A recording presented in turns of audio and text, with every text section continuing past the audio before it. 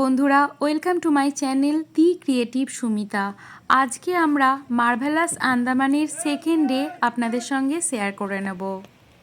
আজ আমাদের দুটি গন্তব্যস্থল, একটি হচ্ছে নর্থ বে আইল্যান্ড আর একটা হচ্ছে রস আইল্যান্ড। নর্থ বে আইল্যান্ডে নানা রকম সমুদ্র অ্যাক্টিভিটি হয়, আর রস আইল্যান্ড হলো ঐতিহাসিক প্রাকৃতিক সৌন্দর্যে ভরা। সঙ্গে এখানে পাবেন হরিণ আর নানা রকম পাখি। পোর্ট ব্লেয়ারে আমরা পাম গ্রোভ ইকো রিসর্টে ছিলাম। ইকো ফ্রেন্ডলি এই রিসর্টে সমস্ত কিছুই প্রাকৃতিক জিনিস দিয়েই তৈরি, কিন্তু ঘরের ভিতরটায় সমস্ত রকম ব্যবস্থাই রয়েছে। টিভি থেকে আরম্ভ করে এসি এবং পরিষ্কার পরিচ্ছন্ন বিছানা বালিশ সহ খুবই সুন্দর একটি পরিবেশে আমরা এখানে রয়েছিলাম। চারিদিকে প্রাকৃতিক সৌন্দর্য অসাধারণ। গাছপালার মধ্যে সত্যি মনে হচ্ছিল একটা অন্য জায়গায় চলে এসেছি।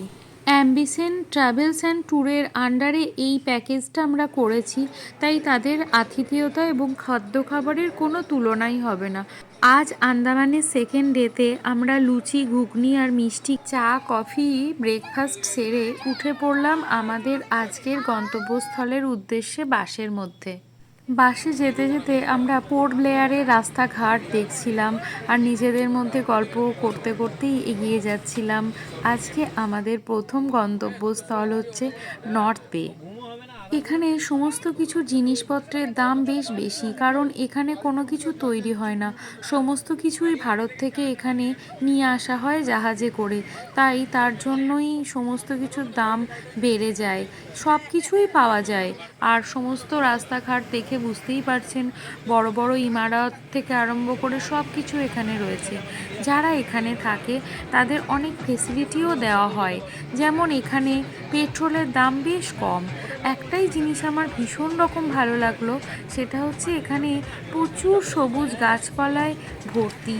প্রাকৃতিক পরিবেশ এত সুন্দর, নানা রকমের গাছ সবুজে সবুজে ভরা, আর তারই মাঝে মাঝে নীল সমুদ্র উঁকি দিয়ে যাচ্ছে। আর একটা জিনিস খেয়াল করার মতো, কারণ আন্দামানে যখন তখন বৃষ্টির কোনো নিশ্চয়তা নেই। বর্ষাকালে ভোর বৃষ্টি তো হয়ই, কিন্তু এমনি সাধারণ মরশুমেও প্রচুর বৃষ্টিপাত হয়। তবে হ্যাঁ, ডিসেম্বর জানুয়ারি মাসটা এখানে আসার পক্ষে সব থেকে উপযুক্ত, তখন এখানে দারুণ পরিবেশ। আমরা যেখান থেকে নর্থ বে যাব সেখানে চলে এসেছি। এখান থেকেই বোট ভাড়া করে যাওয়া হয় রস আইল্যান্ড এবং নর্থ বে। দেখুন সমুদ্রের জলের কি সুন্দর কালার, যদিও আজকে মেঘলা তাই পুরো নীল সমুদ্র ওইভাবে বোঝা যাচ্ছে না, কিন্তু এত স্বচ্ছ জল আর নানা রকম মাছ রয়েছে, ছোট ছোট মাছ, যেগুলো আমি এখানে আপনাদের দেখাতে পারলাম না। প্রত্যেকটা বোটে 10 জন করে যাত্রী নেওয়া হয় এবং প্রত্যেককেই লাইফ জ্যাকেট পরিয়ে দেওয়া হয়। Rajiv Gandhi water sports complex থেকে নর্থ বে যেতে এক একজনের ভাড়া পড়ে 670 থেকে 700 টাকা মতো, কিন্তু 10 জন না হলে বোট ছাড়া হয় না। আর এখান থেকে রস আইল্যান্ড যেতেও এক একজনের ভাড়া পড়ে 370 থেকে 400 টাকা মতো। এই একটা বোটেই আমরা দুটোর ভাড়া করে নিয়েছিলাম, আর প্রত্যেকটা বোটেই 10 জন করে যাত্রী ছিল। অ্যাম্বিশন ট্যুর ট্রাভেলসের সঙ্গে আমরা 19 জন এসছিলাম, তাই আমাদের আর একটা বোট সামনেই চলছিল, ওখানেও 10 জন ছিল। বোটে যেতে যেতে বড় বড় যখন ক্রুজগুলো যাচ্ছিল তখন যেভাবে ঢেউ দিচ্ছিল, যেন মনে হচ্ছে তালপাতার একটা নৌকার মতো আমাদের বোট এগিয়ে চলেছে। খুব সুন্দর, মানে ভালো অভিজ্ঞতা, কিন্তু রোদ না থাকার জন্য সমুদ্রের জল একটু অন্যরকম লাগছিল। আসার সময় আমরা বেশ মেঘলা পেয়েছি এবং ওয়েদার খারাপ হওয়ার জন্য বৃষ্টিও হয়েছে। আর এখন যেতে যেতে ভারত মহাসাগরের নীল হাতছানি জলের মধ্যে দিয়ে আমরা যেন তার আলাদা একটা প্রেম, প্রীতি, ভালোবাসা পাচ্ছি। নীলচে সবুজ জলের মধ্যে যখন নানা রকম বোটগুলো ভেসে যাচ্ছে, দূর থেকে তাদের দেখতে অসাধারণ লাগছে। আর এই যে আইল্যান্ডগুলো রয়েছে সবুজে সবুজ, এত সুন্দর একটা অভিজ্ঞতা এইভাবে মানে আমার ভীষণ ভালো লেগেছে। আর যারাই আসবেন তাদেরই অবশ্যই ভালো লাগবে। সমুদ্র যারা ভালোবাসেন তাদের তো সমুদ্র ভালো লাগবেই, যারা বাসেন না তারাও কিন্তু এখানে এসে সমুদ্রের প্রেমে পড়বেনই। সাধারণত নর্থ বে আইসল্যান্ডে ট্যুরিস্টরা নানা রকম ওয়াটার স্পোর্টস অ্যাক্টিভিটি করার জন্যই যান।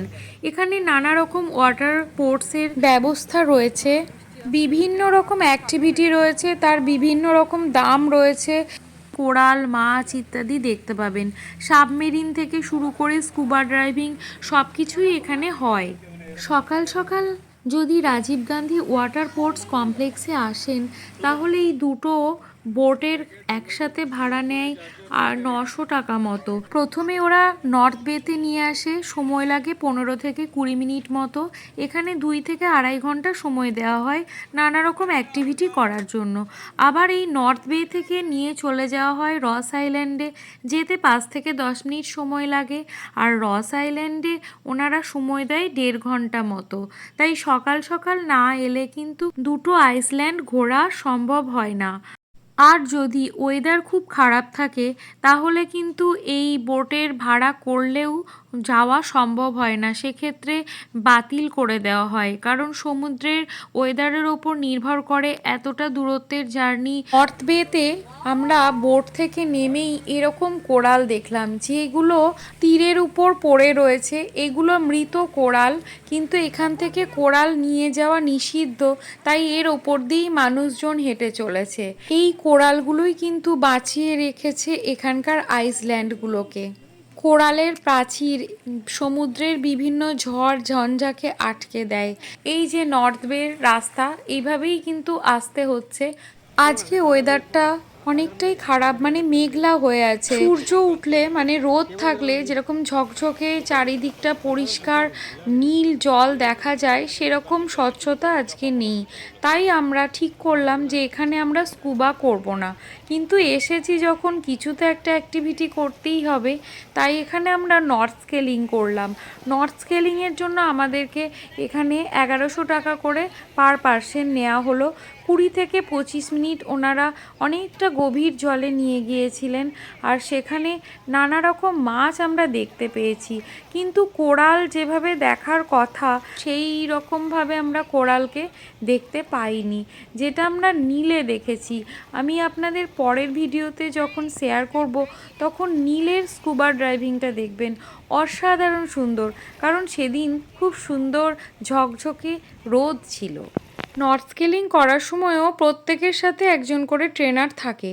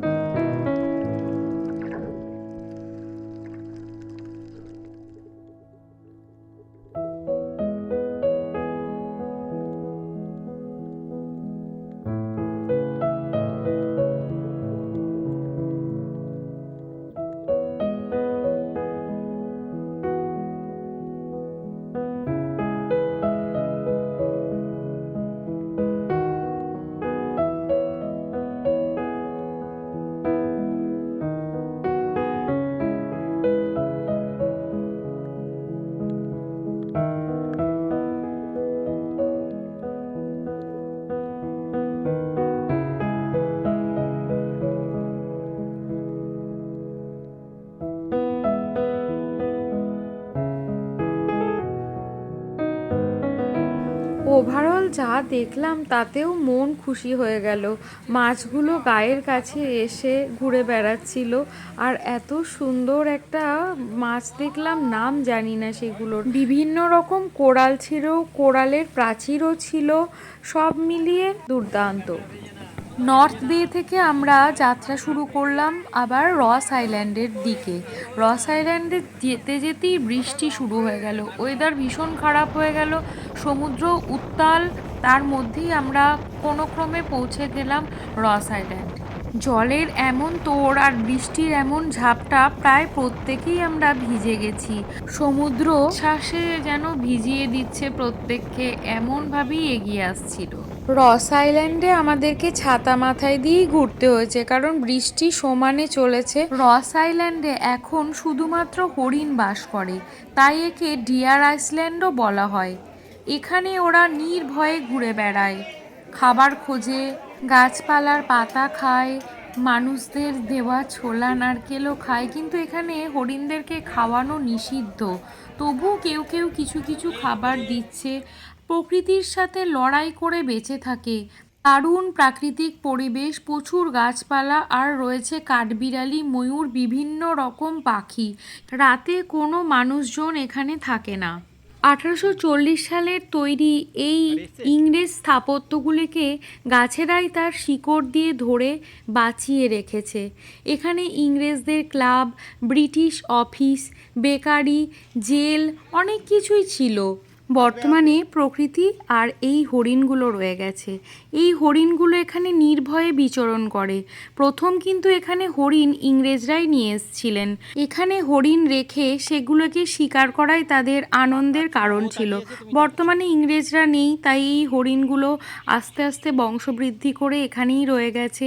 সরকারের তরফ থেকে এদেরকে একবার করে গম খেতে দেওয়া হয়। বৃষ্টির জন্য ময়ূর বা অন্যান্য পাখিরা গাছের আড়ালে চলে গেছে, না হলে এখানে প্রচুর পাখি এবং হরিণ আপনার সামনেই চলে আসবে। রস আইল্যান্ডকে আন্দামান নিকোবরের মাউথ বলা হয়, কারণ যে কোনো জাহাজ এলে এই আইল্যান্ডকে ক্রস করতেই হয়। যে কেউ এলে বা গেলে এই আইল্যান্ডের ওয়াচ টাওয়ার দিয়ে দেখা যায়। বৃষ্টির জন্য আমরা ব্যাটারি চালিত গাড়ি করে ওয়াচ টাওয়ারে এসছিলাম, না হলে পায়ে হেঁটে যদি আসা যায় তবে রস আইল্যান্ডের আরও প্রাকৃতিক সৌন্দর্য উপভোগ করা যায়। তবে বর্তমানে রস আইল্যান্ডের নাম নেতাজি সুভাষচন্দ্র বোস দ্বীপ। নেতাজি সুভাষচন্দ্র বোস এখানেই প্রথম স্বরাজ ঘোষণা করেছিলেন। ইংরেজরা চলে যাওয়ার পর জাপানিরা এই দ্বীপ কবজা করেছিল, তখন এখানে তারাও কিছু বাংকার তৈরি করেছিল। সুনামির সময় এই দ্বীপের প্রচুর ক্ষয়ক্ষতি হয়েছে। এখানে গাইড অনুরাধা রাও আছেন, যিনি এই সমস্ত পশু পাখি বা হরিণদের সেবা যত্ন করেন। কাঠের তৈরি এই ব্রিজটা দিয়েই যেতে হয় ওয়াচ টাওয়ারের কাছে, যেখানটা খুবই সুন্দর। আর সমুদ্রের জল জোয়ার ভাটার সঙ্গে সঙ্গে প্রচুর মাছও এখানে দেখা যায়। এই দ্বীপটা প্রচুর নারকেল গাছ দিয়েই ঘেরা। জোয়ারের সময় এই সমুদ্রের জল অনেকখানি উপরে উঠে যায়, যার জন্য এই তখন পাথরগুলো দেখা যায় না। আর ভাটার সময় এই জল অনেক দূরে চলে যায়, যার জন্য সমুদ্রের মধ্যের এই পাথরগুলো আমরা দেখতে পাচ্ছি। ফেরার সময় আমরা ওয়েদার একটু ভালো হলো, রোদ উঠলো, যার জন্য এই হরিণদের দেখতে পেলাম। বিরাট ভালো লাগা, একটা হরিণ এইভাবে আমাদের আশেপাশে ঘুরে বেড়াচ্ছে। এই রস আইল্যান্ডকে ডিয়ার আইল্যান্ডও বলা হয়, যেহেতু এখানে এত হরিণ। এই যে দেখছেন সামনের ভদ্রমহিলা, উনি অনুরাধা রাও। ওনার কথা সমস্ত কিছুই বোঝে এখানকার পশু পাখিরা। ময়ূর এবং হরিণ তারা ওনার হাতে এসে খায়, আর উনি ওনার ছেলে বা সন্তানের মতো এদেরকে দেখাশোনা করেন। এখন এই রস আইল্যান্ডে হরিণের সংখ্যার সাথে সাথে ময়ূরের সংখ্যাও অনেক বৃদ্ধি পেয়েছে। এটার পুরো ক্রেডিটই অনুরাধা রাওয়ের, কারণ তিনি তাদের ভীষণভাবেই যত্ন করেন, আর তারই লালন পালনে এরা সংখ্যায় প্রচুর পরিমাণে বেড়েছে। দেখুন কি সুন্দরভাবে ময়ূরগুলো ঘুরে বেড়াচ্ছে, ওদের কোনো ভয় নেই। বৃষ্টি বা একটু মেঘলা হলে ওরা আবার পেখম মেলে নাচে।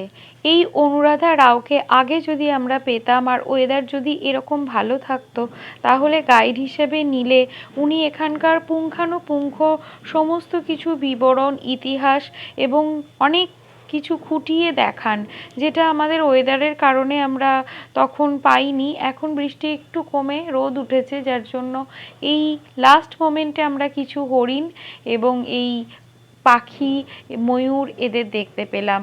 এটাই আমাদের সত্যি মনে থেকে যাবে। এইভাবে হরিণ আমাদের আশেপাশে ঘুরে বেড়াচ্ছে, হাতের থেকে খাবার খাচ্ছে, এটা বিরাট বড় একটা পাওনা। আজকের ভিডিওটি যদি আপনাদের ভালো লাগে তবে চ্যানেলটিকে সাবস্ক্রাইব করে দেবেন আর ভিডিওটিকেও লাইক এবং শেয়ার করার অনুরোধ রইল। পাশে থাকা বেল আইকনটি অবশ্যই প্রেস করে দেবেন, যাতে আপনারা আন্দামানের পরবর্তী পর্বগুলো দেখতে পান। নোটিফিকেশন পেলে অবশ্যই কিন্তু মিস করবেন না পরবর্তী পর্বগুলো, সেখানেও আছে আন্দামানের বিশেষ বিশেষ চমক। আর আজকের ভিডিওটি শেষ পর্যন্ত দেখার জন্য অসংখ্য ধন্যবাদ।